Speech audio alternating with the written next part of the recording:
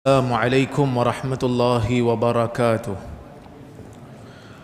Alhamdulillah nahmaduhu wa nasta'inuhu wa nastaghfiruh wa na'udzu billahi min syururi anfusina wa min sayyiati a'malina. May yahdihillahu fala mudhillalah wa may yudlil fala hadiyalah. Asyhadu an la ilaha illallah wahdahu la syarikalah wa ashhadu anna Muhammadan abduhu wa rasuluh.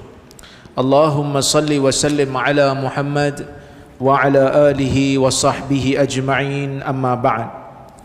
Yang dimuliakan Tuan Imam, Tuan Bilal, muazzin, hadirin hadirat, mukminin dan mukminat yang berada di dalam masjid ini dan juga yang berada di dalam ruang Zoom, yang mana kita kuliah ni ada Zoom. Ada ruang Zoom yang disediakan oleh Global Ihsan dan juga yang mengikuti di Facebook. Saya ucapkan terima kasih banyak kerana sudi bersama dengan kita pada malam ini. Hadirin dan hadirat yang dirahmati oleh Allah Subhanahu wa taala sekalian, alhamdulillah kita bersyukur kepada Allah Azza wa Jal kerana pada malam ini kita diberikan kesempatan oleh Allah Azza wa Jal untuk bersama dalam kuliah kita membaca dan mengambil faedah daripada buku yang saya susun, iaitu Metodologi Memahami Hadis. Kita insya-Allah nak sambung pada muka surat yang ke-8. Kita masih lagi dalam bab yang besar, iaitu memahami hadis berdasarkan kepada konteks Al-Quran. Kita telah selesai kepada poin yang ketiga dan juga kita dah bincang faedah yang pertama, iaitu mengetahui makna yang ganjil ataupun makna bagi lafaz yang ganjil di dalam hadis. Kita rujuk kepada Al-Quran. Faedah yang kedua iaitu membezakan antara hakikat lughawiyah dan hakikat syar'iyah melalui Al-Quran. Dalam bahasa Arab, siapa-siapa yang belajar bahasa Arab dia akan tahu, saya dah hurai dalam kuliah yang lepas, iaitu hadis, kuliah pertama kita, saya dah hurai makna dari sudut bahasa dan makna dari sudut istilah, kan? Jadi bila mana-mana perkataan yang disebutkan di dalam Al-Quran ataupun disebutkan di dalam As-Sunnah, kita boleh faham sebahagian daripada lafaz itu dengan makna bahasa Arab, dan sebahagiannya boleh difahami dengan makna istilah. Contoh, salat. Orang Arab sebelum daripada kedatangan Nabi Muhammad sallallahu alaihi wasallam dah guna dah perkataan salat tu. Dia orang dah sebut dah perkataan salat. Tapi salat yang mereka faham bukan seperti mana salat yang Nabi sallallahu alaihi wasallam tunjuk. Kerana salat bagi mereka doa. Apa saja jenis doa, salatlah bagi mereka. Itu perkataan bahasalah. Tapi bila Nabi sallallahu alaihi wasallam datang, Nabi menunjukkan tata cara salat. Sallu kama raaitumuni usalli. Salatlah kamu seperti mana kamu melihat aku bersalat. Maka Nabi tunjuk salat ni ada syaratnya, perlu berwudu, perlu tutup aurat, perlu menghadap kiblat. Kemudian salat ini ada rukunnya, kan? Perlu orang kata apa, angkat takbir, perlu membaca Fatihah, perlu rukuk dan perlu sujud. Jadi makna istilah dalam Islam, makna istilah bagi salat lebih spesifik daripada hanya sekadar makna doa yang difahami oleh orang Arab sebelum kedatangan syariat Islam. Bila kita tengok di dalam hadis, ada beberapa perkataan yang kita boleh faham dengan makna istilah dan kita boleh faham dengan makna bahasa. Jadi nak faham yang mana satu? Antara kaedahnya kita kena rujuk Al-Quran, baru kita boleh faham. Antaralah, bukan semestinya, tapi antara kaedahnya ulama-ulama hadis ni akan tengok makna dari sudut Al-Quran dulu. Al-Quran maknakan apa perkataan itu? Kita akan tengok lafaz-lafaz yang terdapat dalam mana-mana nas sama ada Al-Quran ataupun hadis, perlulah difahami terlebih dahulu berdasarkan makna hakikat syar'iyah, kerana lafaz yang ada dalam nas kebiasaannya digunakan berdasarkan uruf syarak. Ni asal. Mana-mana perkataan yang disebutkan dalam Quran, mana-mana perkataan yang disebutkan dalam sunnah, kita kena faham dengan makna istilah dulu. Kerana tu yang asal. Bila Nabi SAW sebut salat, bila Allah Ta'ala sebut dalam Quran salat, kita kena faham salat dengan makna syariat, makna istilah dulu, kecuali jika ada petunjuk sebaliknya. Okey? Kaedah inilah yang digunakan dalam ilmu usul fiqh. Ibn Taymiyah menjelaskan, wa mimma yanbaghi an yu'lam anna al-alfaz al-mawjudah fil Qur'an wal hadith idza urifa tafsiruha wa ma urida biha min jihatin nabi sallallahu alaihi wasallam lam yuhtaj atau lam yahtaj fi dhalika ila al-istidlal bi aqwali ahli al-lughah wala ghairihim. Ibn Taymiyah dia jelaskan satu hakikat. Dia kata, di antara perkara yang kita perlu tahu, di antara perkara yang perlu diketahui, sesungguhnya lafaz-lafaz yang terdapat di dalam Al-Quran dan juga hadis, idza urifa tafsiruha, apabila lafaz tersebut tafsirnya diketahui, min jihatin Nabi sallallahu alaihi wasallam, daripada sisi Nabi, Nabi jelaskan tafsirannya, maksudnya makna istilah lah. Nabi sendiri terjelaskan makna dalam Quran ni. Nabi kata apa maksudnya? Allah Ta'ala mengharamkan riba, Nabi tafsirkan riba. Bila Allah Ta'ala wajibkan salat, Nabi tafsirkan salat makna apa? Allah Ta'ala tak wajibkan zakat, Nabi tafsirkan zakat.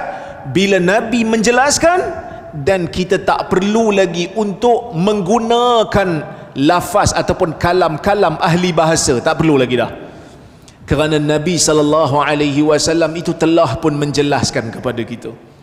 Itu kata Ibn Taymiyah lah, ya. Baik, oleh itu apabila terdapat perkataan yang diucapkan oleh Nabi SAW mengandungi makna bahasa dan syar'i, maka pada ketika itu wajar didahulukan makna syar'i. Namun ada kalanya, ini pengecualian lah, namun ada kalanya sesebuah perkataan di dalam nas boleh juga bermaksud bermaksud makna pada bahasa bukan makna syar'i. Maka amat penting untuk seseorang membezakan antara makna bahasa dan makna syar'i dalam sesebuah nas. Antara kaedah untuk kenal pasti benda ni, kita perlu merujuk kepada Al-Quran. Antara kaedah lah, contoh hadis daripada Sa'ad bin Abi Waqqas, ya.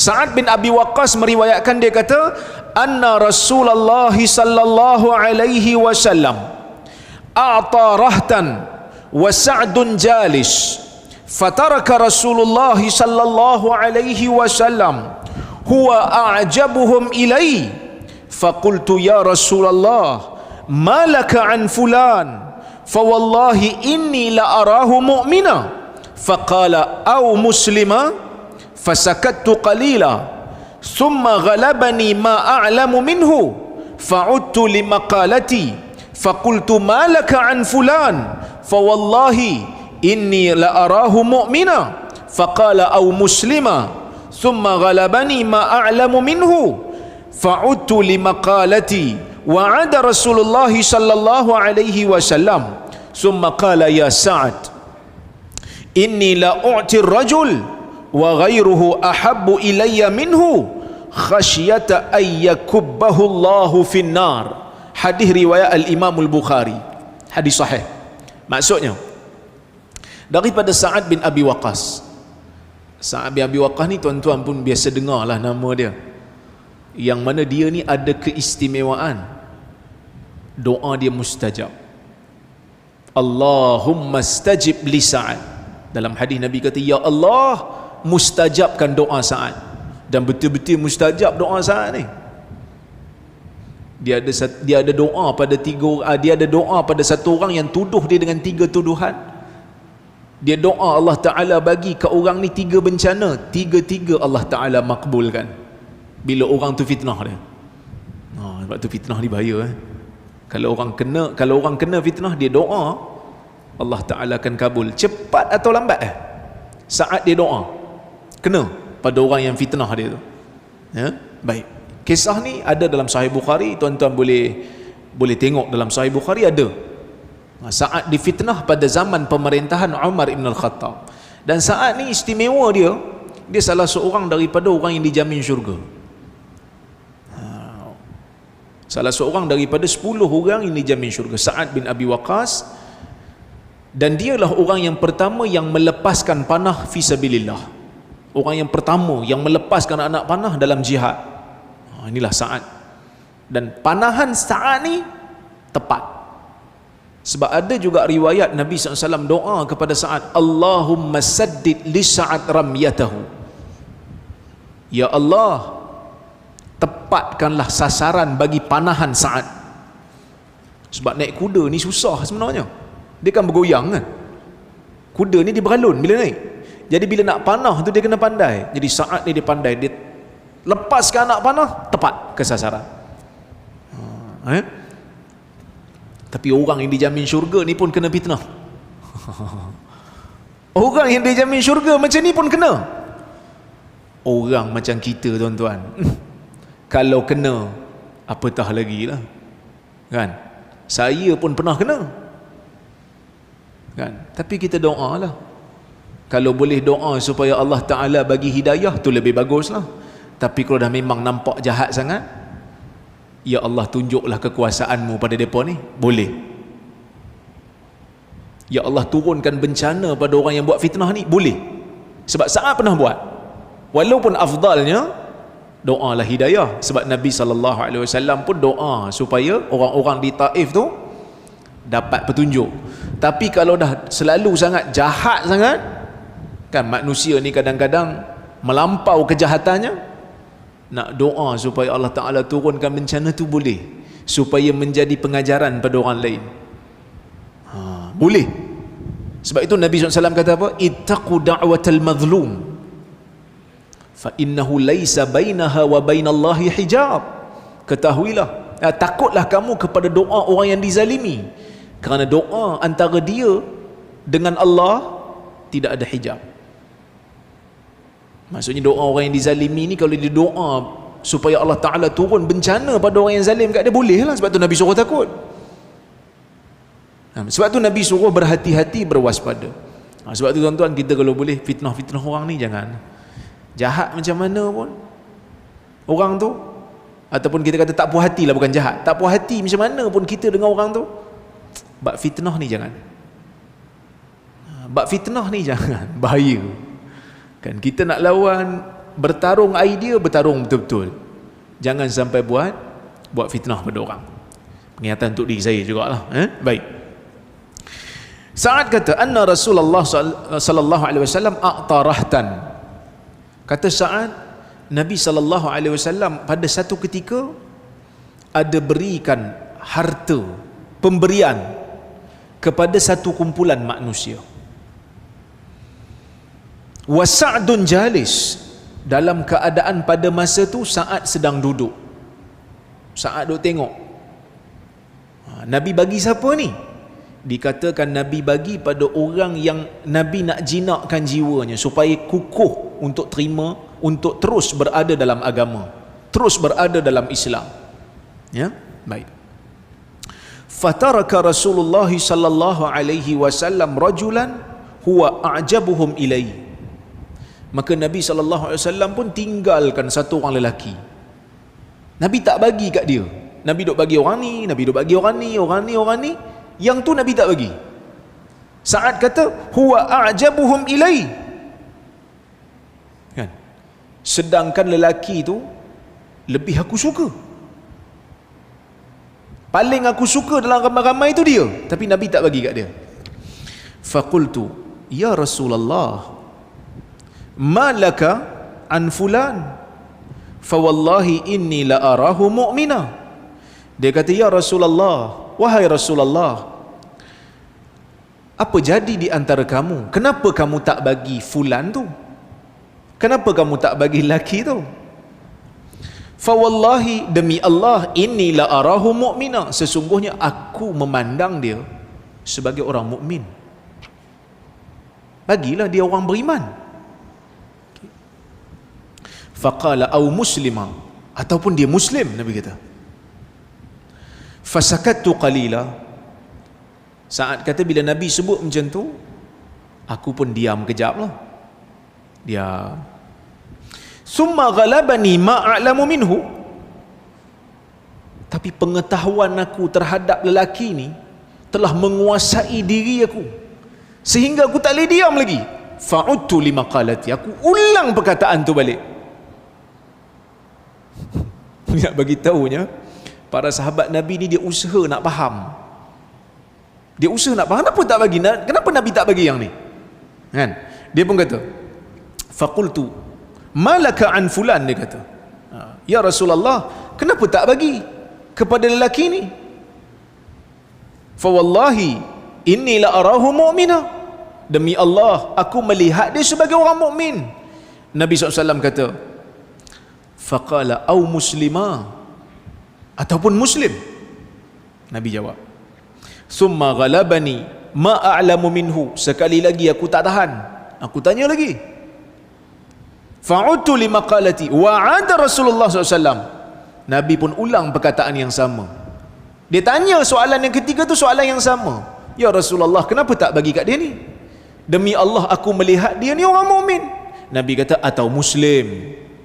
Kemudian Nabi SAW kata, dah Nabi sebut 3 kali tu, Nabi kata, ya Sa'ad, wahai Sa'ad, inni la u'tir rajul, sesungguhnya aku berkemungkinan memberikan seorang lelaki dengan satu pemberian, wa ghairuhu ahabbu ilayya minhu, sedangkan orang lain lebih aku suka berbanding yang aku beri ni.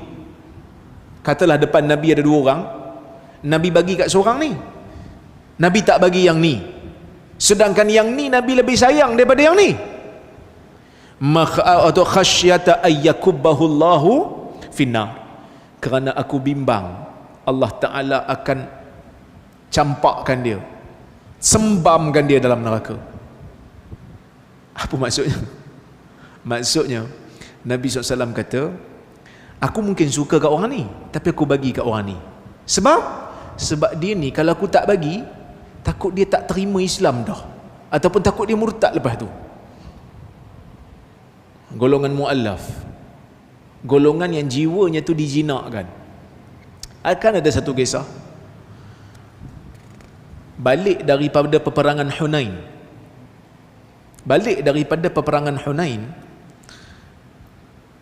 Nabi SAW memberikan harta rampasan perang kepada orang yang baru masuk Islam. Aqra' bin Habis, Uyainah bin Husain, sehingga orang-orang Ansar tak puas hati sikit. Dia ada rasa macam sedih-sedih sikit lah. Sehingga Nabi SAW panggil Sa'ad bin Ubadah. Ya Sa'ad, Nabi kata, ni apa ni? Aku dengar cerita orang Ansar tak puas hati ni. Sa'ad kata, betul lah ya Rasulullah.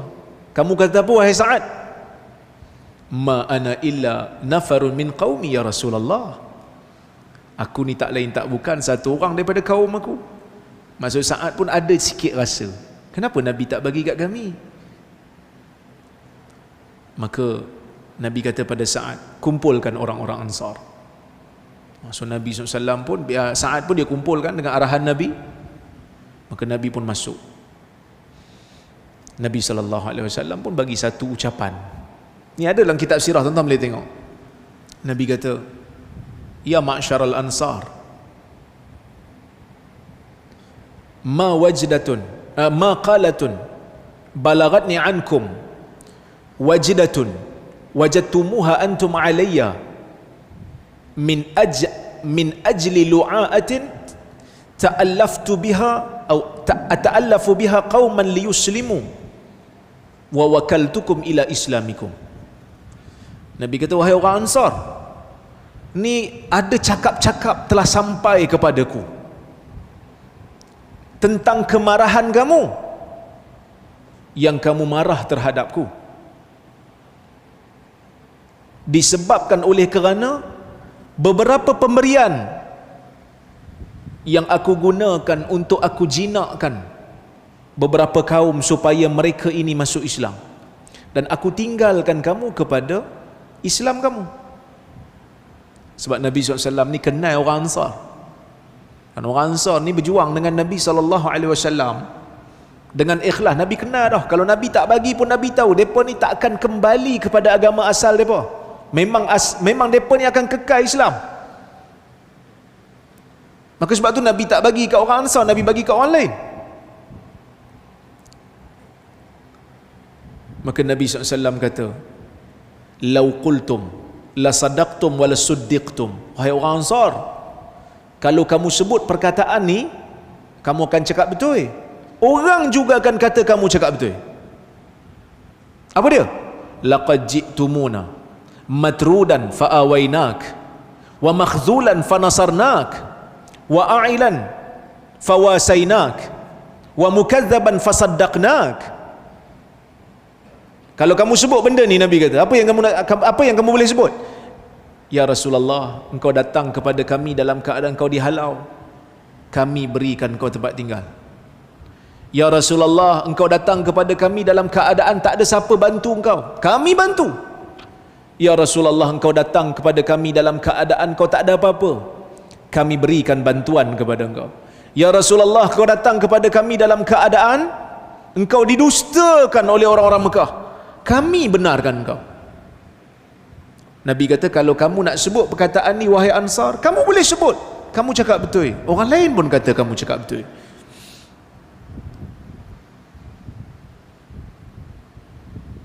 Bima tujibuni ya ma'asyaral ansar. Kenapa tak jawab? Nabi kata. Ansar kata, kami nak jawab apa ya Rasulullah? Bima nujibuka ya Rasulullah, kami nak jawab apa? Allah dan Rasulnya lebih memberikan kurniaan berbanding kami. Maka Nabi SAW akhirnya sebut satu perkataan yang boleh menjelaskan hadis ni. Nabi kata, ama tardaun ayyarji'an nas ila rihalihim bisyat wal ba'ir wa tarji'una ila rihalikum bi Rasulillah sallallahu alaihi wasallam.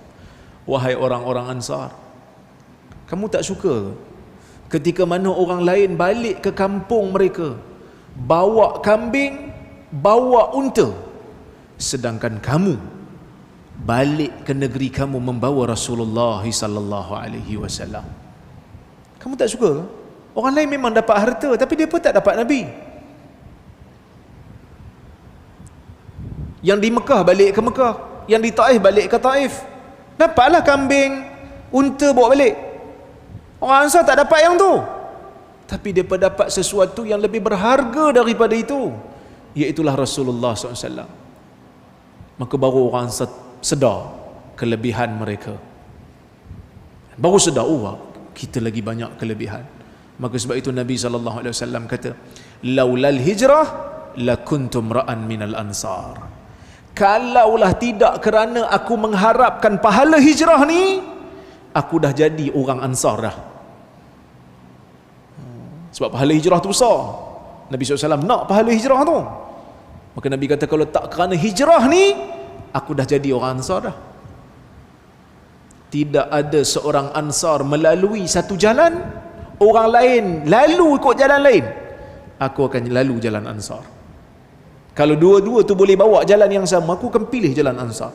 Allahumma arhamil ansar wa abna'al ansar wa abna'a abna'il ansar. Ya Allah, sayanglah orang-orang Ansar, anak-anak Ansar dan cucu orang-orang Ansar.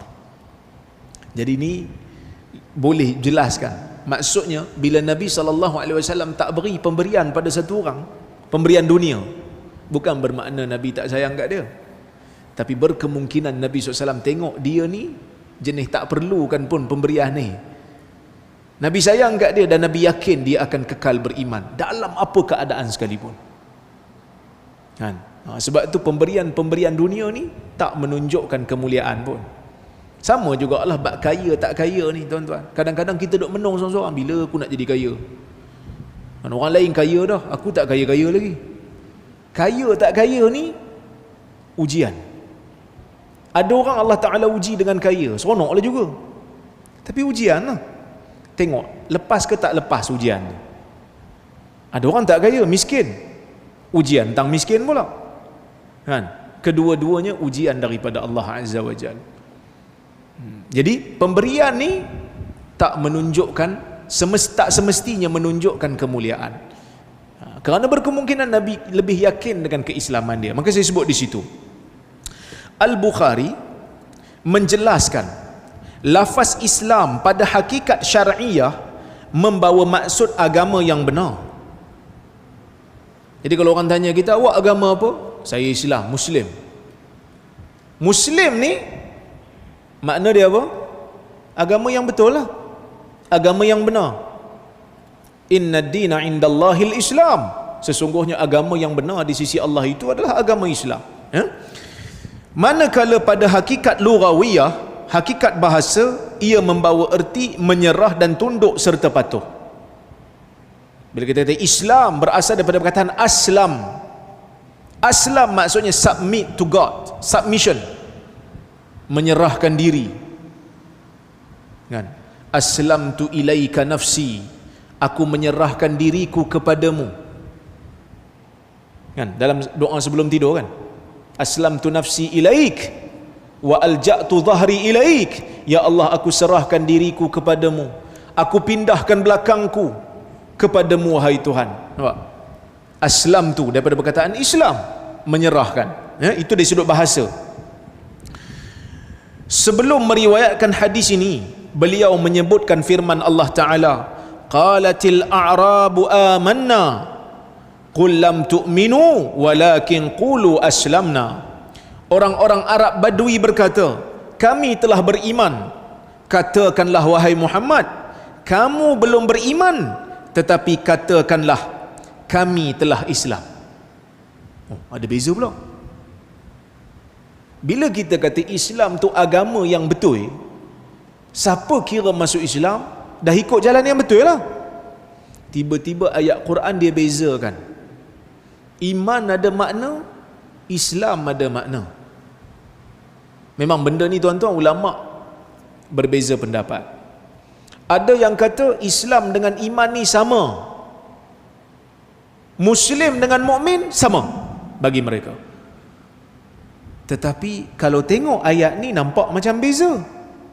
Sebab orang Arab Badui kata amanna, kami telah beriman. Qul lam tu'minu walakin qulu aslamna. Katakan kamu belum beriman, tetapi sebut kamu telah Islam. Ataupun sebut kami telah Islam. Maksudnya Islam ni belum tentu beriman. Jadi mana satu yang betul? Sama ke tak sama? Kalau tengok dalam hadis Jibril, nampak macam tak sama.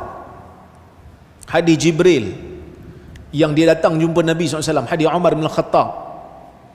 Dia datang dekat Nabi SAW, Umar kata, baina nahnu julusun inda Rasulillah sallallahu alaihi wasallam.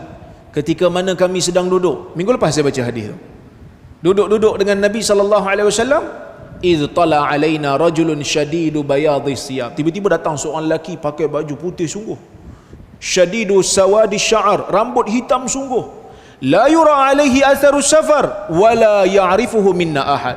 Tak ada pun nampak kesan musafir dekat rambut dia ataupun badan dia ataupun baju dia. Tapi tak ada siapa pun yang kenal dia. Nak kata dia orang Madinah, tak ada siapa kenal.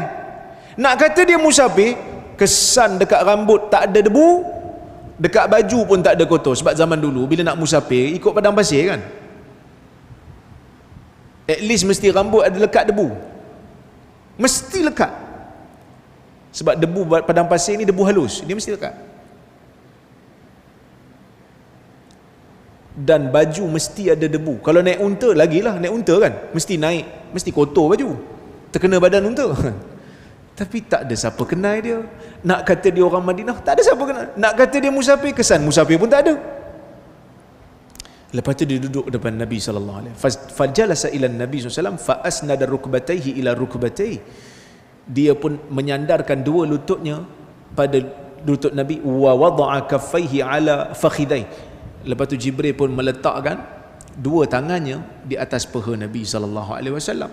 Wa qala ya Muhammad akhbirni 'anil iman. Muhammad, bagi tahu saya tentang iman. Nabi pun jawab. Lepas tu dia kata sadaqta. Betul. Umar kata fa'ajibna lahu yas'aluhu wa yusaddiquhu. Kami terkejut dengan dia ni. Dia tanya Nabi, lepas tu dia kata Nabi betul. Weh, ini lagi hebat pada Nabi ni kan. Macam dia pula cikgu Nabi, sahabat tak tahu yang tu Jibril. Kan? Lepas tu dia kata akhbirni wa akhbirni 'anil Islam. Bagi tahu saya tentang Islam. Nabi SAW menjawab. Dua soalan ni nak menunjukkan ada beza di antara iman dan Islam. Jadi kalau tuan-tuan orang tanya tuan-tuan, mukmin ke muslim? Nampak macam sama pula. Maka sebab itu satu lagi pandangan kata iman dan Islam ni kalau disebutkan secara berasingan ia memberi makna yang sama. Iman itulah Islam, Islam itulah iman. Tapi kalau disebut berasingan, iman, Islam masuk sekali. Islam, iman masuk sekali. Tapi kalau disebut sama dalam satu ayat, iman dan Islam, maka kedua-duanya merujuk kepada makna yang berbeza lah. Iaitu iman, kecenderungan ataupun kita kata kepercayaan dalam jiwa yang diterjemahkan dengan amal. Manakala Islam itu amalan zahir untuk menguatkan iman yang ada di dalam. Okey, tengok. Ini memberikan isyarat bahawa Al-Bukhari mahu pembaca memahami makna iman dan Islam pada hakikat syar'iyah. Oleh kerana itu Nabi sallallahu alaihi wasallam menjawab kepada Sa'ad apabila Sa'ad mengatakan lelaki itu mukmin. Nabi jawab apa? Atau dia muslim. Ini kerana mukmin pada hakikat syarak merupakan seseorang yang jiwanya teguh beriman. Dan ini tak boleh kita tahu melainkan dengan wahyu. Tuan-tuan tahu iman saya banyak mana? Tuan-tuan tak tahu. Orang mengaku depan kita, dia kata dia beriman. Kita boleh cek betul ke tidak? Tak boleh cek. Sebab itu Nabi SAW berurusan dengan orang munafik seperti mana mereka beriman. Nabi berurusan dengan orang munafik ni seperti mana mereka beriman. Duduk dekat Madinah, Nabi tak bunuh orang munafik. Sebab Nabi tahu dia munafik dengan wahyu. Kalau tak ada wahyu, Nabi tak tahu. Dan kita tidak ada ruang untuk tahu tanpa ada wahyu. Dan bila Nabi SAW wafat, kita tak tahu, melainkan dia bagi tahu. Kan?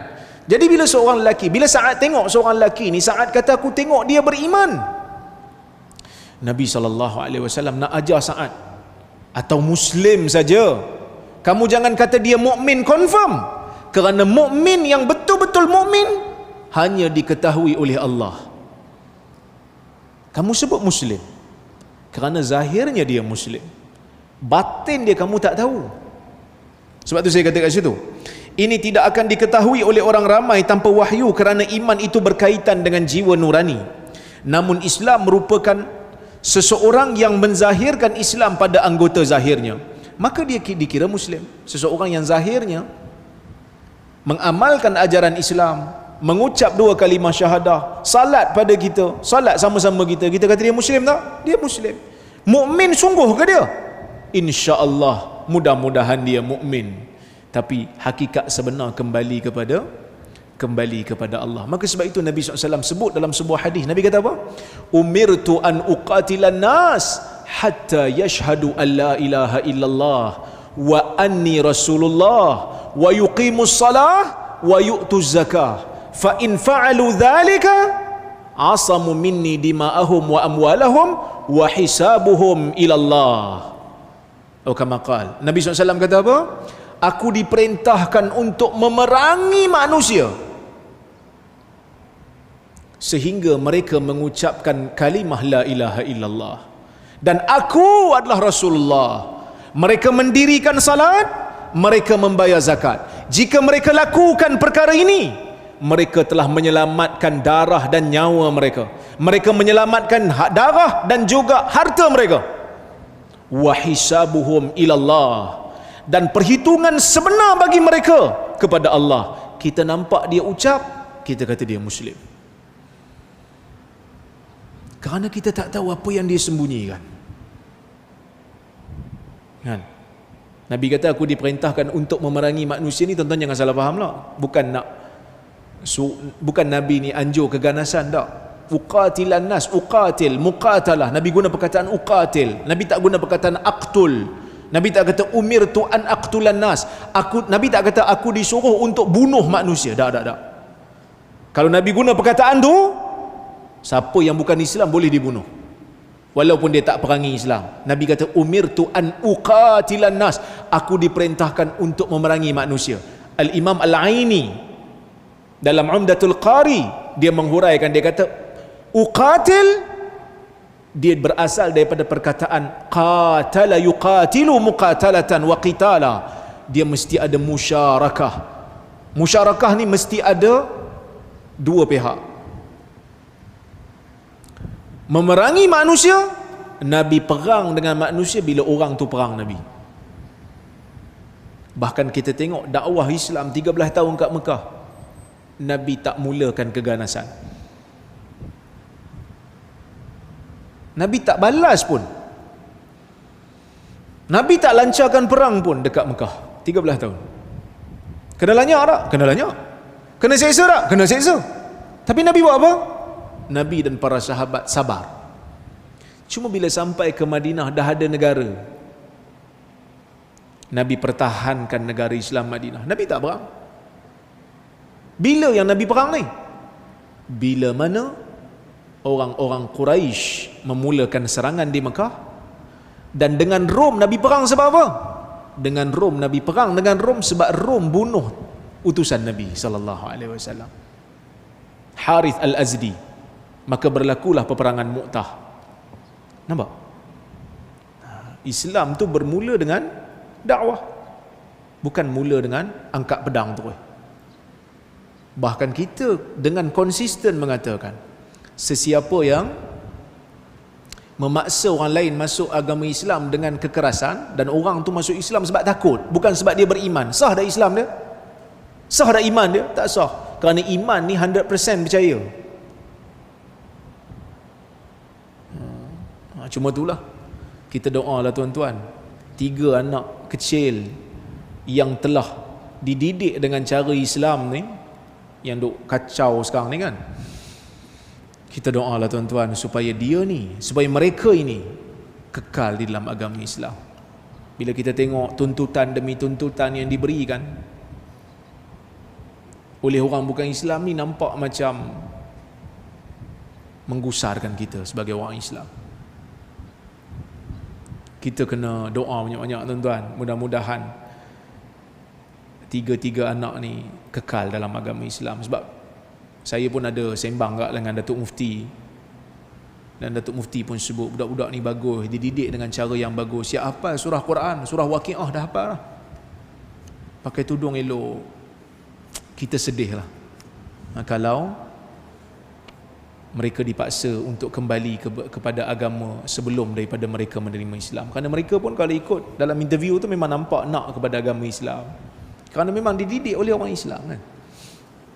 Tapi yang sedihnya ada juga orang Islam, saya ingat siapa yang share, Sobri apa share, ada komen dekat Facebook, dia kata alah lantaklah 3 orang, kalau dia orang ni pergi tak kurang pun Islam. Inna lillahi wa inna ilaihi raji'un. Kita pun pening dengan orang macam ni kan. Nak maki kan kesian, tapi tak maki minta minta maki kan. Tapi kita kata la ilaha illallah Muhammad Rasulullah, kan, astaghfirullahal azim. Janganlah ada ayat-ayat seperti ini keluar daripada orang Islam. Macam mana pun kita kena bertahankan. Kerana bila mana dia mengucap 2 kalimah syahadah, dia saudara kita lah, saudara se-Islam kan. Kena ingat balik kisah Mu'tasim kan, dengan seorang perempuan yang menyeru kepada Mu'tasim. Keluar tentera begitu ramai hanya semata-mata kerana nak memelihara maruah seorang muslimah. Kita kena bersolidariti lah. Tapi ada juga sebahagian, saya kadang-kadang pening, tak reti. Orang Islam ni, dia tak reti letak prioriti. Saya post, saya kata kita kena bersolidariti, dia duk balon saya isu Wahabi. Komen kat bawah tu macam-macam duk kutuk. Saya kata tunggulah kejap, kita pertahan dulu akidah budak ni, lepas tu kita gaduh balik. Tapi dia orang tak boleh kan, otak dia orang tu je, Wahabi, Wahabi, Wahabi. Saya ingat kalau kucing tak makan kat rumah pun Wahabi juga yang salah. Baik. Jika dia hanya menzahirkan Islam kerana takut dibunuh, maka pada hakikat syar'iyah Islamnya tidak akan menyelamatkannya daripada azab. Maksud kalau katalah dia ni tunjuk dia macam Muslim tapi jiwanya tak beriman, dia bukan Muslim pada hakikat syar'i. Dia hanya Muslim pada bahasa sebab dia menzahirkan dia Islam, tapi sebenarnya dia tak Islam pun. Maka hadis ni menjelaskan makna bahasa dan juga makna syar'i. Makna syar'i tak ada siapa yang tahu melainkan hanya Allah. Yang kita berurusan dengan manusia, kita berurusan apa yang ditunjuk pada kita, yang zahirnya. Zahirnya nampak dia menzahirkan hukum hakam Islam, dia amalkan. Dia mengucap depan kita, dia Muslim. Perhitungannya kembali kepada Allah Subhanahu wa taala. Dalam keadaan ini, gelaran Muslim yang diberikan kepadanya hanya makna pada bahasa, iaitu orang yang tunduk dan menyerah kerana takut. Maka ayat Al-Quran tadi menjelaskan perbezaan antara makna bahasa dan syar'i bagi perkataan iman dan Islam. Baik. Yang ketiga, mentafsirkan, faedah yang ketiga, mentafsirkan lafaz hadis yang mujmal berdasarkan Al-Quran. Okey, kita bagi laluan pada azan dulu.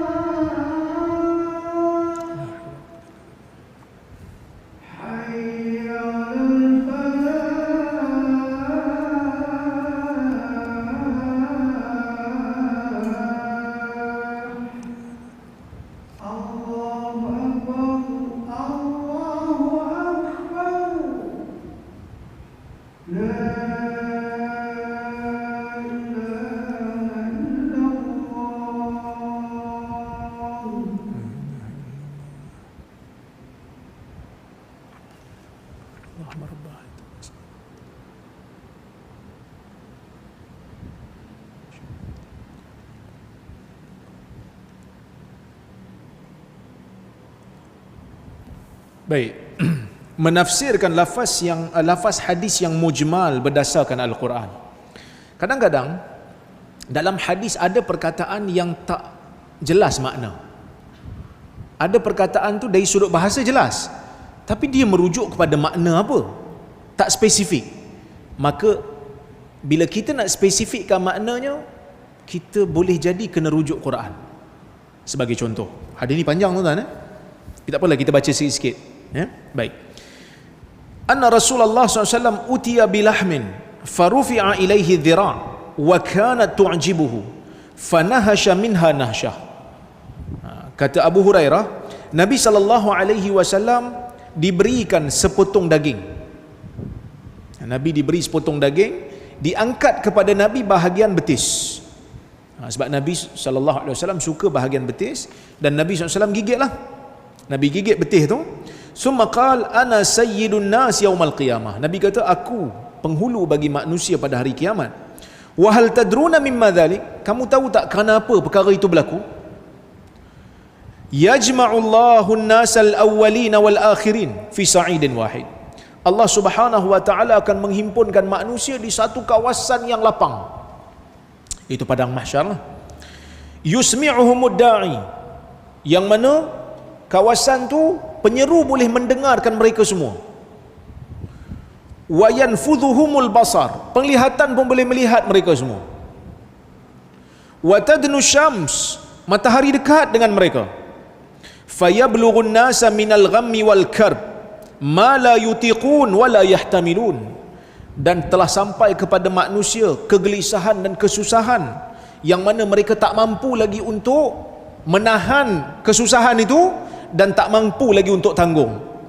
Fayaqulun nas, manusia pun berkata, ala tarawna ma qad balagakum, adakah kamu tidak melihat apa yang telah sampai pada kamu? Ala tanzuruna ma yashfa'u lakum ila rabbikum, tidakkah kamu ingin cari, tidakkah kamu ingin melihat kepada siapa yang boleh memberikan syafaat kepada kamu, syafaat untuk kamu kepada Tuhanmu? Fayaqulu ba'dun nasi li ba'd, maka sebahagian manusia berkata kepada sebahagian yang lain, alaikum bi Adam, kamu kena pergi jumpa Adam. Fayatuna Adam alaihi salam fayaquluna lahu, mereka pun bertemu dengan Adam, mereka pergi jumpa Adam, mereka kata kepada Adam, anta abul bashar, kamu ayah kepada manusia. Khalaqakallahu biyadih, Allah Ta'ala cipta kamu dengan tangannya. Tuan-tuan jangan duk bayang tangan Tuhan macam mana, tak sama dengan tangan makhluk lah, ya. Wa nafakha fika min ruhi, dan Allah Ta'ala tiupkan pada engkau daripada ruh yang Allah Ta'ala cipta. Wa amaral malaikata fasajadulak, dan Allah Ta'ala mengarahkan malaikat lalu mereka sujud kepada kamu wahai Adam, sujud hormat bukan sujud ibadah, ya. Ishfa' lana ila rabbik, ya Adam, tolonglah minta syafaat untuk kami pada Tuhan. Ala tara ila ma nahnu fi, tidakkah kamu melihat keadaan kami sekarang? Ala tara ila ma qad balagana, adakah kamu tidak melihat apa yang telah sampai pada kami? Fayaqulu Adam kata, inna rabbi qad ghadiba al-yawm ghadba lam yaghdab qablahu mithlahu wa la yaghdab ba'dahu mithlahu. Nabi Adam kata, sesungguhnya Tuhanku hari ini murka dengan satu murka yang dia tak pernah murka sebelum ini sepertinya, dan dia tak pernah murka selepas ini sepertinya. Wa innahu qad nahani 'ani syajarah fa'asaitu, sesungguhnya Tuhanku pernah melarang aku daripada pokok, tetapi aku ingkar, aku pergi juga, ya? Nafsi, nafsi, nafsi, diriku, diriku, diriku. Maksud Adam kata, aku kena fikir pasal diri aku, tak bolehlah bagi syafaat. Izhabu ila ghairi, pergi kepada orang lain. Izhabu ila Nuh, Adam kata, pergi jumpa Nuh lah, pergi jumpa Nuh. Fayatuna Nuhan fayaqulun ya Nuh innaka anta awwalur rusul ila ahli al-ard, Mereka pun jumpa Nabi Nuh. Mereka kata, wahai Nuh, sesungguhnya engkau Rasul yang pertama kepada ahli-ahli dunia, kepada orang-orang bumi. Wa qad sammaka Allahu 'abdan syakura, sesungguhnya Allah telah menamakan engkau sebagai hamba yang bersyukur. Ishfa' lana ila rabbik, mintalah syafaat kepada kami untuk kepada Tuhan. Ala tara ila ma nahnu fih, kamu tak nampak ke kami sekarang ni macam mana? Fayaqul, Nuh kata, inna rabbi azza wa jal qad ghadiba al-yawm ghadban lam yaghdab qablahu mithlahu wa lam yaghdab ba'dahu mithlahu. Dia kata sesungguhnya Tuhan aku qad ghadiba al-yawm ghadaba, Tuhanku marah, murka dengan satu murka yang dia tak pernah murka sebelum ni sepertinya, dan selepas ini pun tak pernah murka sepertinya. Wa innahu kanat li da'wah da'autuha ala qaumi, sesungguhnya dulu aku ada satu doa, tapi aku dah doa untuk kaumku. Maksud Nuh kata, kalau nak minta syafaat ni rasa macam tak sesuai, sebab aku dah minta kat Tuhan dulu. Minta apa? Hadis tak bagi tahu. Hadis tak beritahu kan? Dia kata aku tak minta Allah Ta'ala, aku doa pada Allah supaya Allah ni berikan sesuatu yang buruk kepada kaumku. Tapi hadis tak bagi tahu apa dia. Kita baca lagi. Nafsi, nafsi, nafsi. Diriku, diriku, diriku. Idhabu ila ghairi. Pergi ke jumpa orang lain. Idhabu ila Ibrahim. Pergi jumpa Ibrahim. Fayatuna Ibrahim. Mereka pun datang jumpa Ibrahim. Fayaqulun ya Ibrahim, anta nabiyullah wa khaliluhu min ahli al-ard. Wahai Ibrahim, engkau ni Nabi Allah dan Khalilullah, kekasih Allah, daripada kalangan ahli dunia. Ishfa'lana ila rabbik, minta syafa'alah untuk kami kepada Tuhan. Ala tara ila ma nahnu fi, tidakkah kamu lihat apa yang kami sedang berada di dalamnya ini? Fayaqulu lahum, Ibrahim kata, inna rabbi qad ghadiba al-yawm ghadaban lam yaghdab qablahu mithlah wa la yaghdab ba'dahu mithlah. Tuhan ni telah, Tuhan aku murka pada hari ini dengan satu murka yang dia tak pernah murka sepertinya sebelum ini, dan tak akan murka sepertinya selepas daripada ini. Wa inni qad kuntu kadzabtu thalatha kadhibat, aku telah menipu dengan 3 tipuan, kata Ibrahim. Sebenarnya bukan tipu, helah tauriah, tauriah yang Nabi Ibrahim pergi pecahkan berhala tu kan. Lepas tu bila orang tanya, dia kata yang besar tu yang buat. Sebenarnya yang besar tu yang buat. Sebagian ulama kata maksudnya Nabi Ibrahim tak tipu. Yang besar tu bukan merujuk pada patung tu, yang besar tu merujuk pada dia punya jari ni. Sebab dia kan pakai kapak. Kapak kalau tak ada yang besar ni mana boleh mukul. Ada yang kata gitu, ada yang kata tak, yang besar itulah penyebab. Sebab tengok yang besar, geram yang kecil. Dia pukul yang kecil. Yang kedua, Nabi Ibrahim bila diajak untuk pergi sembah berhala, dia kata inni saqim, aku sakit. Jadi kaum dia ingat dia sakit jasad, tapi sebenarnya dia sakit hati dengan apa yang dilakukan. Lepas tu dengan Sarah lah, bila mana nak berjumpa dengan Maharaja Mesir pada ketika itu, dia kata, kalau dia tanya, kau sebut aku ni saudara lelakimu, kan, saudara lelaki kamu. Sebenarnya saudara lelaki se-Islam. So dia kata aku dah guna peruntukan ni, 3 peruntukan ni aku dah guna, jadi rasa nak minta syafaat untuk manusia ni aku tak berapa layak lagi. Okay. Nafsi, nafsi, nafsi. Idhabu ila ghairi. Diriku, diriku, diriku. Pergi jumpa orang lain. Idhabu ila Musa fayatuna Musa. Pergi jumpa Musa. Maka mereka pun pergi jumpa Musa. Fayaqulun ya Musa anta Rasulullah faddalakallahu birisalatihi wa bikalamihi ala nas. Wahai Musa, engkau Rasulullah, Allah Ta'ala lebihkan engkau dengan risalahnya, dan Allah Ta'ala lebihkan engkau apabila Allah Ta'ala berbicara dengan engkau berbanding manusia yang lain. Ishfa'lana ila rabbik, minta syafaat untuk kami kepada Tuhan. Ala tara ila ma nahnu fi, kamu tak tengok ke kami keadaan kami sekarang ni?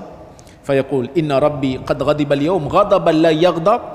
Perkataan yang sama, Tuhan murka dengan satu murka yang mana sebelum ni Tuhan tak pernah murka sepertinya, dan Tuhan tak akan murka selepas daripada ini sepertinya.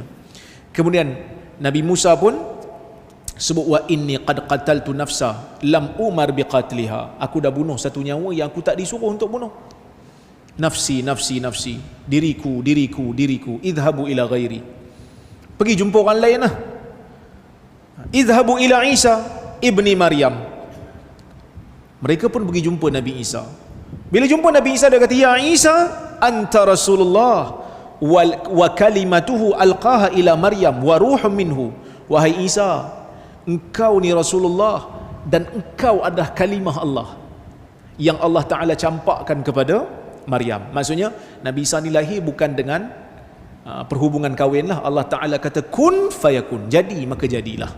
Itu maksud kalimah Allah tu. Allah Ta'ala arahkan, Allah Ta'ala orang kata apa, sebutkan kun fayakun, ya? Wa ruhum minhu, dan roh yang Allah Ta'ala cipta. Nabi Isa ni ada keistimewaan. Wa kallamtan nasa fil mahdi sabiya, dan engkau boleh bercakap dengan manusia waktu engkau masih lagi di dalam pangkuan, masih dalam buayan, ya? Ishfa' lana ila rabbika ala tara ila ma nahnu fi, berilah, mintalah untuk kami ni syafaat pada Tuhan, takkah kamu lihat kami, keadaan kami? Isa kata perkataan yang sama. Kemudian Isa kata, pergilah jumpa kepada orang selainku, pergi jumpa Muhammad.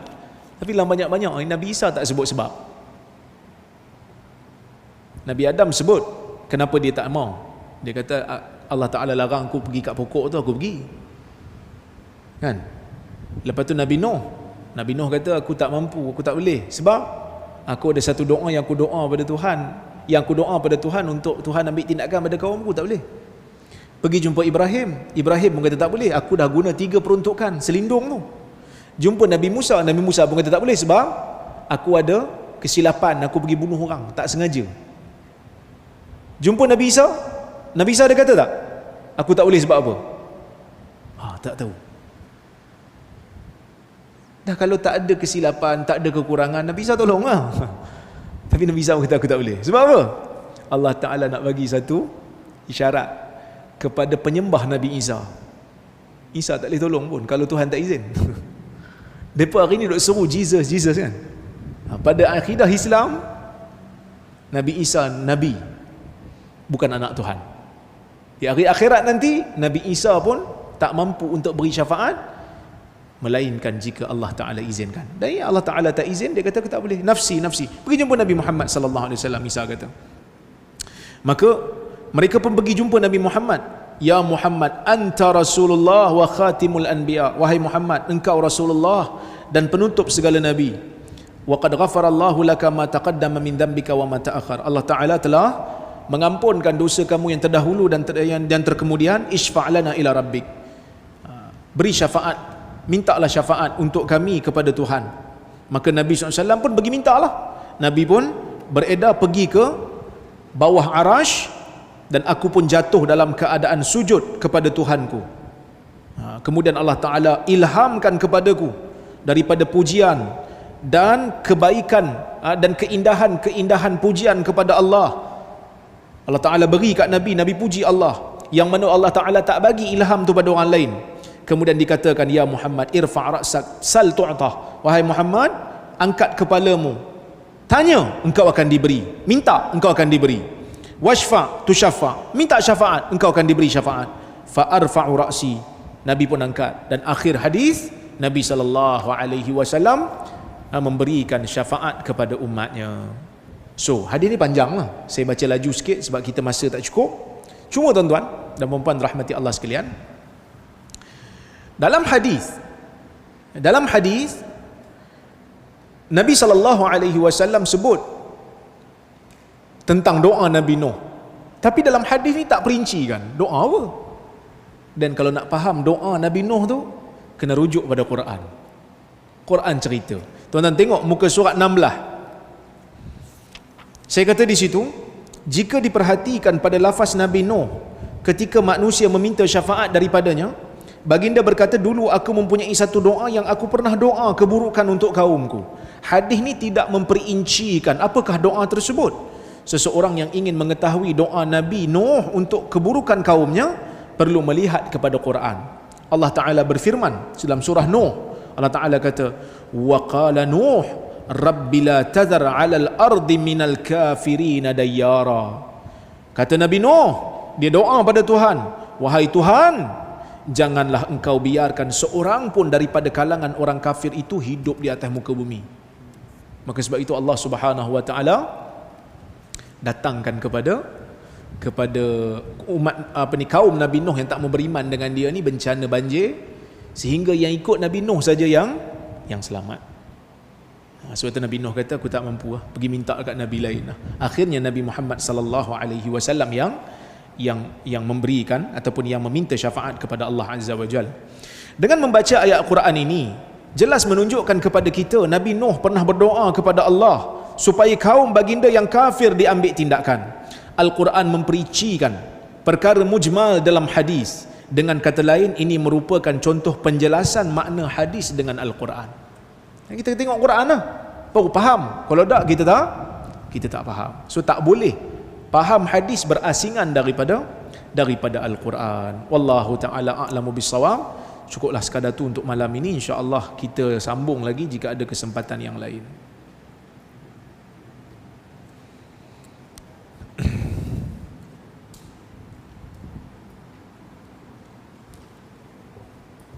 Baik tuan-tuan, ni ada soalan.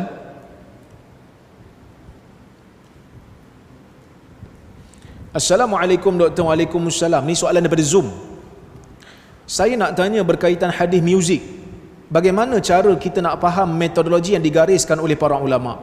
Adakah hadis tersebut merujuk kepada hukum umum atau khusus? Dan adakah benar berlaku ijma' dalam pengharamannya? Tuan-tuan dengar muzik?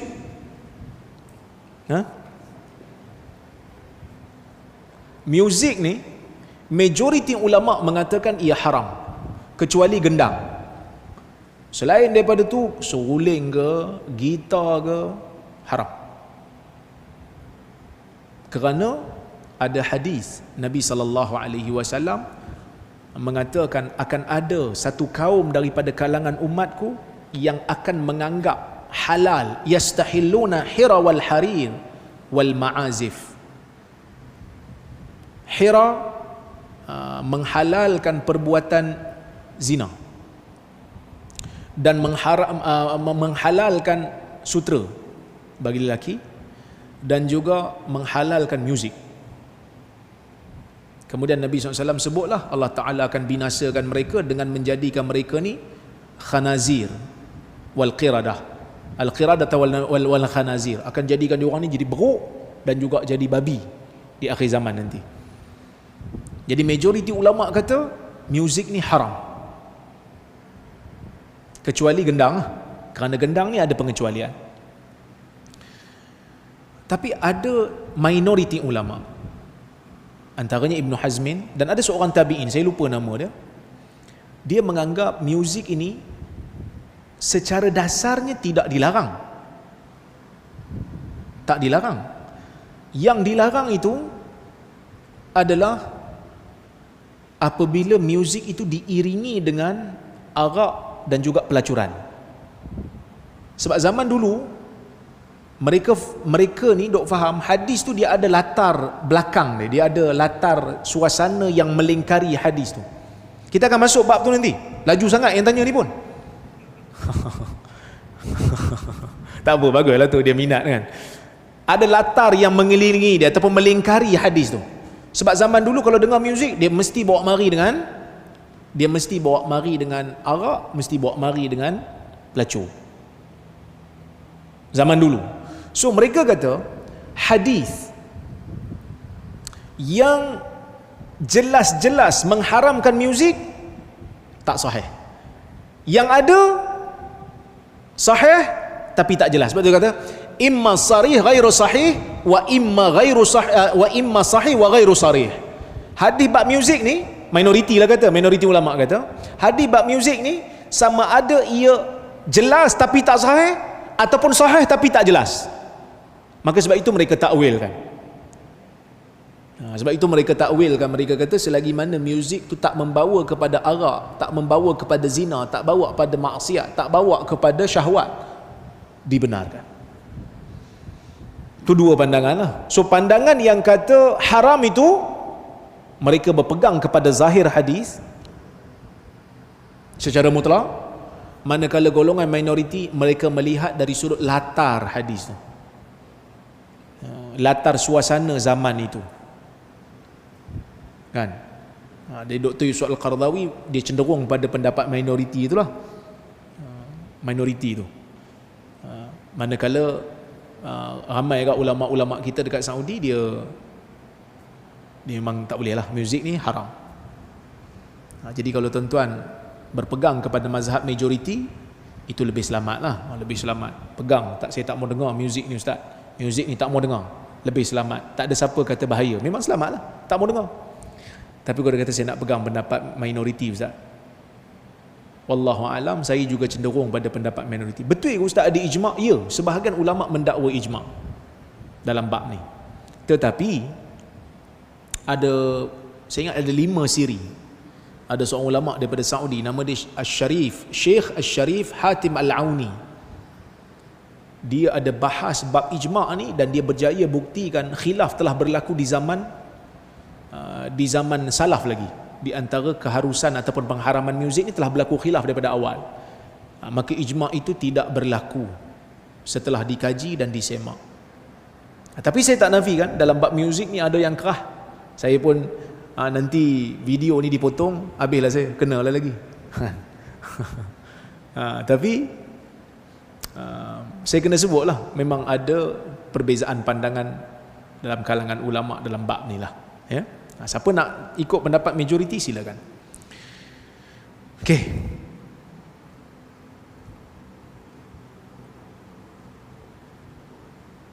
Assalamualaikum Dr. Waalaikumsalam. Apa pandangan doktor berkaitan dengan vaksin booster dari sudut kesan kepada penerima dan juga dari sudut kewajipan mengambil booster?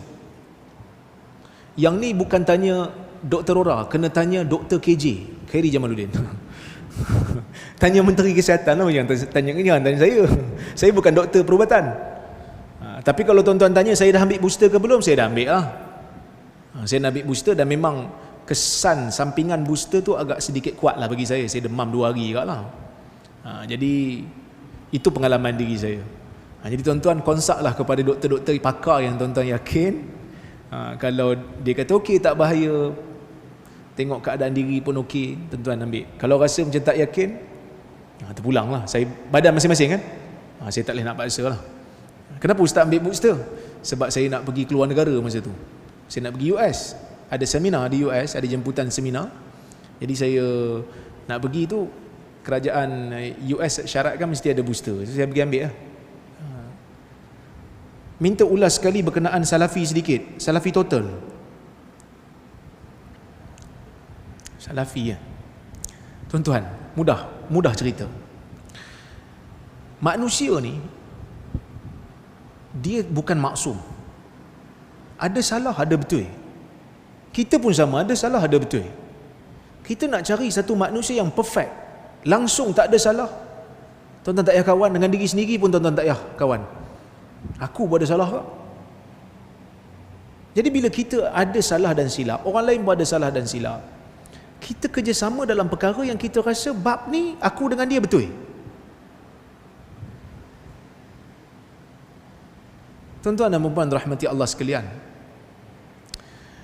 dalam hadis di akhir zaman nanti Nabi SAW kata, innakum satusalihuna Rum, kan? Kamu akan ada satu perjanjian dengan Rum, ala aduwil lakum, untuk lawan satu musuh. Lawan satu musuh kamu. Tapi akhirnya nanti kita akan perang jugalah dengan Rom, Eropah ni. Cuma sebelum kita perang dengan Eropah, Nabi kata akan berlaku perjanjian antara kita dengan dia, pergi perang atas satu musuh. Rom ni biasa Kristian lah, Eropah. Jadi maksudnya dalam beberapa perkara, orang bukan Islam pun kita boleh sama dalam satu kepentingan.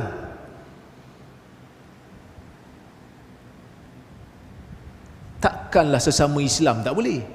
Dia isunya bila kita panggil beberapa tokoh-tokoh yang bukan aliran salafi diperleh. Hari Jumaat tu tuan tengok tak forum? Ke tuan-tuan tak tengok? Tapi view ramai ke? Ada 8,000. Kan? Sebab asalnya nak buat dialog. Tapi tak jadi dialog kerana tak dapat respon daripada orang yang cabar saya tu. Tapi tak apalah, dia tak datang. Kita Zamri Binok kata kita teruskan doktor, sebab orang dah tunggu. Saya kata okey, terus lah. Dia kata nak panggil siapa pula? Kita dah cari dah asatizah kita, siapa yang sesuai. Masing-masing tak free. Lah kali kita kata ada seorang sahabat kita tapi aliran yang berbeza, dia juga tak setuju dengan isu yang kita pun tak setuju ni. Dan kita panggil dia. Nama dia Ustaz Nurdrus. Ustaz Nurdrus ni dia tak sama dari sudut, dia Asy'ariyah lah, dia bukan Salafi. Tapi akhlak bagus, lepas tu ada ilmu. Jadi kita panggil, kita layan dia elok-elok, kita berkawan dengan dia. Dalam forum tu pun dia menyatakan ketegasan nak lawan khurafat ni. Kita pun sama lawan khurafat. Kita pun sama lawan hadis palsu, dia pun sama lawan hadis palsu. So kita kerjasama tara tu je lah. 2-3 hari ni nampak kawan-kawan Salafi Ori duk sindir-sindir kita lah. Saya nampak jugalah ada beberapa kawan-kawan kita ni yang marah-marah. Dulu depa duk panggil kita perleh-perleh, geng perleh ni bukan Salafi Ori. Kita hot and spicy. Depa duk kata kita dulu bukan Ori. Depa duk kata kita ni geng-geng tajdid ni, Datuk Mufti ni Salafi Ikhwani lah, Oxfordi lah, pro sunat tu kat belakang, pro sunat, pro media tajdid tu. Macam-macam depa duk kata kat kita bukan Salafi Ori. So kita pun terimalah hakikat, aku bukan Salafi Ori, tapi aku sayang sunnah. Raja pemerintah negeri ni sayang sunnah. So kita pun sayang sunnah. Hang nak kata aku bukan Ori, terpulang. Tapi akidah kita ambil akidah daripada Hanabilah, akidah Salafus Salih. Sayang sunnah, kita sayang sunnah. Kita berbeza dari sudut approach. Depa tak mau kerjasama dengan siapa-siapa pun, silakan. Kita pun tak pernah nak bantah. Tapi kalau nak kata kita menghancurkan agama hanya semata-mata kerana kita jemput, tak. Kita bincang isu bersama yang kita dengan dia sama-sama tentang, iaitu bab khurafat, bab hadis palsu, bab bid'ah. Tuan-tuan, ulama-ulama silam pun ada yang mazhab Asy'ari. Takkan kita nak buang kitab dia? Ada ulama-ulama dulu mazhab Asy'ari, takkan kita nak buang kitab dia? Cuma kita kata dalam isu ni kita nampak ulama silam sendiri berbeza, kita ambil mana yang bermanfaat. Ada ulama bermazhab Hanabilah dari sudut akidah, Hanbali, Salafi. Ada yang bermazhab Asy'ari. Kita setuju dengan Hanbali, tapi kita mengambil manfaat daripada sahabat-sahabat dan saudara se-Islam kita daripada mazhab yang berbeza. Inilah yang kita nak bawa keterbukaan. Kita mengambil manfaat. Nabi SAW tak pakai cincin pada awal. Bila Nabi jadi pemerintah, Nabi tulis surat nak kena cop. Baru Nabi tahu rupanya kalau surat tak cop pakai cincin, maharaja luar tak baca. Maka Nabi SAW ambil cincin. Kan? Menunjukkan keterbukaan Nabi dalam mengambil ilmu daripada luar tu ada juga dalam bab keduniaan ni. Kita pun sama jugalah. Kita belajar daripada orang yang berbeza. Kita kerjasama. Sampai bila nak musuh ni? Dia orang pun Muslim juga, ada ilmu juga. Jadi saya dalam bab ni saya agak sedikit kecewa dengan sahabat-sahabat kita. Kan? Saya kecewalah dengan dia orang kerana isu ni. Tapi tak apalah. Orang kata sebab kita pun daripada awal bukan Salafi yang Ori, patutnya hampa tak boleh bising lah. Kami memang bukan Salafi Ori. Salafi Ori macam apa lah? Terus kalangan cara. Kami buat cara kami lah. Kan? Kita buat cara kita kerjasama dengan siapa saja. Nak turun dialog kita turun, nak turun debat insya-Allah kalau tajuk sesuai kita turun. Cuma saya nak pesan satu lah, kawan-kawan kita ni jangan terlebih sangat nak troll orang ni. Iyalah betul lah dia ustaz berkenaan dia cabar saya terima, lepas tu dia tak datang kan. Tapi jangan lebih-lebih sangat. Jangan seronok lebih sangat. Sebab dalam bab turun dialog tak turun dialog ni, bukan semua, saya pun sama, bukan semua saya layan. Ada orang duk jemput, duk ajak, saya tak layan sebab saya kata macam tajuk tak sesuai, tak rasa tak larat nak layan, tak pada nak layan dia ni. Kalau ikut orang cabar tu ramai. Tapi bila saya layan, bila dia tarik diri tu, kita pelik lah sikit kan. Cuma jangan terus lebih-lebih. Sebab kesediaan nak turun tak turun ni taklah menunjukkan berani ataupun tidak secara hakikinya. Bergantung kepada kesediaan, bergantung pada masa. Tuan-tuan, debat ni letih tuan-tuan.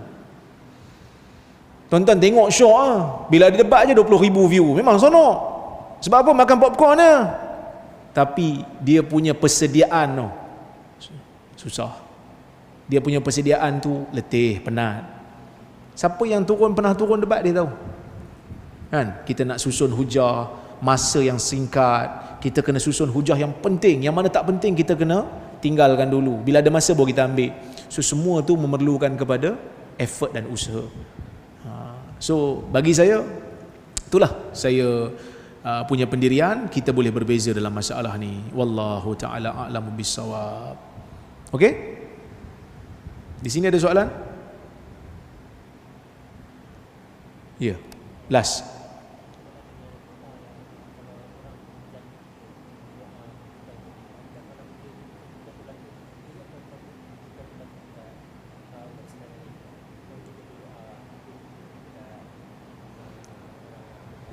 Okey. Kalau keburukan tu berlaku pada orang lain, boleh tak kita doa pada orang yang buat keburukan pada orang lain? Kalau kita nampak kezaliman berlaku, tapi kezaliman tu tak berlaku kat kita, kezaliman tu berlaku kat orang lain, Nabi ada baca kunut nazilah kan? Keburukan tu berlaku kat Nabi ke kat sahabat Nabi? Kat sahabat Nabi kan? Boleh juga lah. Kita buat kunut nazilah untuk sahabat kita di Palestin umpamanya. Keburukan tu tak berlaku kat kita, berlaku kat kawan kita Palestin. Maksudnya boleh kita doakan. Kalau betul-betul memang berlaku kezaliman lah. Kalau betul-betul memang berlaku kezaliman, kita boleh doakan. Walaupun kezaliman tu tak kena pada kita, cuma kita kata, ya Allah, ambillah tindakan kepada orang yang zalim. Kan? Kalau dia ni zalim, ya Allah ambil tindakan pada dia. So kita guna ayat yang berlapik sikit lah. Kalau betul dia zalim, sebab itu Sa'ad pun doa macam tu, ya Allah, kalau dia ni tak bangun melainkan kerana riak dan nak menunjuk-nunjuk pada manusia, maka panjangkan umurnya, dedahkannya pada fitan, panjangkan kefakirannya, jadikan dia miskin, dan dedahkan dia dengan bencana. Itu doa Sa'ad pada lelaki yang fitnah dia. Okey, tapi Sa'ad dia bagi satu ayat yang macam berhati-hati sikit. Kalau betul dia ni riak, bangun tu cakap tu kerana nak menunjuk-nunjuk pada orang yang dia berani, yang dia boleh lawan Sa'ad bin Abi Waqqas. Wallahu a'lam. So kita pun kalau boleh, kalau nak berdoa, guna ayat yang macam tu lah. Wallahu a'lam. Terima kasih banyak tuan-tuan pada semua yang hadir pada malam ini di masjid ini, di Facebook dan juga di Zoom. Terima kasih banyak. Saya ucapkan terima kasih pada AJK Masjid, pada Global Ihsan. Global Ihsan pun banyak agak membantu umat dalam isu-isu kemanusiaan, ya, kepada Dr. Azmi, Kak Jini, Ustaz Reza, semua tu mereka memang all out buat kerja kemanusiaan. Kita bantu mereka, kita sokong kerja mereka dan kita doakan mereka. Saya mohon maaf terkasar bahasa, tersilap kata. Aqulu qawli hadza wa astaghfirullahal azim li wa lakum. Wassalamualaikum warahmatullahi wabarakatuh.